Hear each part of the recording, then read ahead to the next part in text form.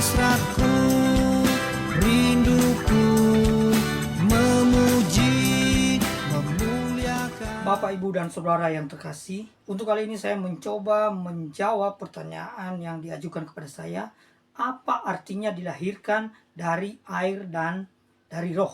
Nah, itu ada di dalam Yohanes pasal yang ketiga ayat yang kelima. Demikian firman Tuhan. Jawab Yesus, sesungguhnya aku berkata kepadamu, jika seseorang tidak dilahirkan dari air dan roh, ia tidak dapat masuk ke dalam kerajaan Allah. Ini adalah pernyataan Tuhan Yesus kepada seorang Farisi, pemimpin Yahudi bernama Nikodemus. Dia berkata, seseorang untuk masuk ke dalam kerajaan surga haruslah dilahirkan dari air dan dari roh. Itu maksudnya kira-kira. Lalu apa artinya air dan roh di dalam pernyataan Tuhan Yesus ini? Yang pertama dulu, ada pandangan yang menganggap bahwa ini berarti bahwa seseorang untuk masuk ke dalam kerajaan surga, dia harus dibaptis dengan air dan dibaptis dengan Roh Kudus. Jadi dibaptis dengan air sebagaimana yang dilakukan oleh gereja-gereja yang dalam hal ini kebanyakan punya pandangan dari gereja-gereja yang memutlakan baptisan selam. Jadi bagi mereka harus dibaptis. Kalau sudah dibaptis di gereja sebelah, kalau hanya dibaptis percik, mereka suruh lakukan lagi baptis ulang sampai diselam. Kenapa? Karena mereka menganggap bahwa ini salah satu syarat masuk kerajaan sorga. Kemudian nanti dibaptis oleh Roh Kudus atau dibaptis juga dengan Roh Kudus, dan kelihatan ciri-ciri manifestnya adalah berbicara dalam bahasa roh. Itu tafsiran yang pertama, mengatakan bahwa baptisan air dan baptisan roh itu artinya dilahirkan kembali dari air dan roh. Kemudian tafsiran yang kedua mengatakan bahwa dilahirkan secara daging, kemudian dilahirkan secara rohani. Jadi dilahirkan secara daging, yaitu kita lahir sebagai janin, kemudian dilahirkan ke dunia sebagai daging. Lalu setelah itu kita kemudian percaya, kita dilahirkan kembali oleh Roh Kudus, dan kita diperbarui di dalam kehidupan yang baru itu. Itu tafsiran yang kedua. Kemudian tafsiran yang ketiga itu mengatakan bahwa dilahirkan dari air maksudnya adalah tanggung jawab manusia untuk melakukan bagiannya. Yaitu apa? Datang kepada Yesus. Itu tanggung jawabnya. Datang kepada Dia dan menerima Dia sebagai Tuhan dan Juru Selamat. Dan itu menjadi Juru Selamatnya.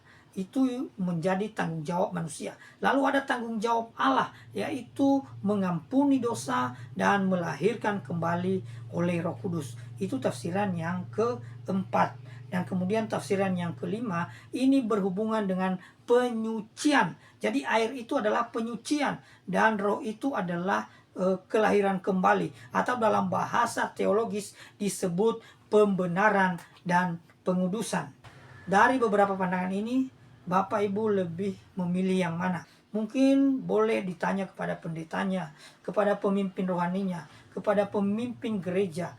Kalau menurut pandangan saya sendiri, ada kemungkinan di dalam dua hal. Yang pertama, dilahirkan secara ragawi jasmania, kemudian dilahirkan secara rohani bagi saya. Kemudian juga bisa saja ini berhubungan dengan penyucian, yaitu pembenaran dan pengudusan.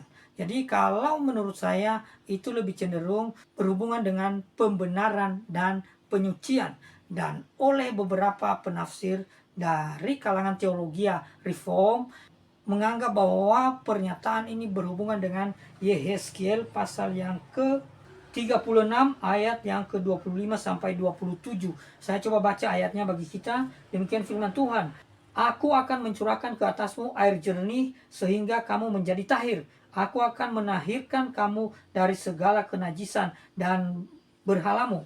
Aku akan memberikan kepadamu hati yang baru dan roh yang baru dalam batinmu. Aku akan menyingkirkan dari tubuhmu hati yang membatu dan memberikan kepadamu hati yang lembut. Rohku akan kutaruh dalam batinmu dan aku akan membuat kamu hidup menurut segala ketetapanku dan tetap berpegang pada peraturan-peraturanku serta melakukannya. Amin. Ya, Bapak Ibu, berdasarkan pembahasan ini, saya mau sampaikan satu hal yang sangat penting bagi kita. Apa itu? Kita harus dilahirkan kembali. Bagaimana caranya? Terimalah Yesus sebagai Tuhan dan Juru Selamatmu. Berdoa, minta ampun, bertobat, kembali kepada jalan kebenaran Allah, dan Allah akan mengampuni segala dosa-dosa kita di dalam Kristus Yesus. Kalau tidak bisa melakukannya sendiri, boleh memohon bimbingan dari rohaniawan-rohaniawan Kristen, dari orang-orang percaya atau para pendeta. Dengan demikian kita memastikan kita pasti masuk dalam kerajaan Allah, kita pasti selamat. Tuhan memberkati kita. Amin. Hidup hasratku